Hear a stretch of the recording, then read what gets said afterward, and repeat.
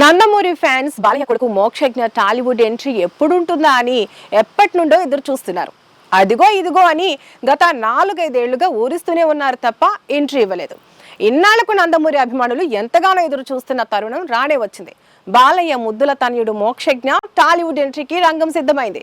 హనుమాన్ వంటి block buster సినిమాను తెరకెక్కించిన ప్రశాంత్ వర్మ దర్శకత్వంలో మోక్షజ్ఞ సినిమా రాబోతుంది. అయితే ఈ సినిమాలో బాలయ్య ముఖ్య పాత్రలో కనిపించనున్నాడు.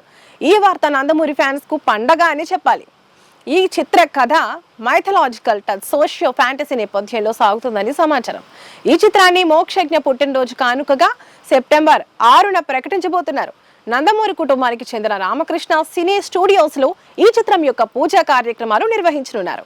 ఇదిలా ఉండగా ఈ చిత్రాన్ని ఎవరు నిర్మిస్తారు అనే క్లారిటీ రాలేదు. బాలయ్య చిన్న కుమార్తె తేజస్విని ఈ చిత్రాన్ని నిర్మిస్తుందని మొదట టాక్ వినిపించింది. కానీ తాజాగా ఎస్ఎల్వి బ్యానర్ పై దసరా వంటి సినిమాలు నిర్మించిన నిర్మాత సుధాకర్ చెర్కూరి పేరు వినిపిస్తోంది. త్వరలోనే ఈ చిత్ర అధికారిక ప్రకటన రానుంది.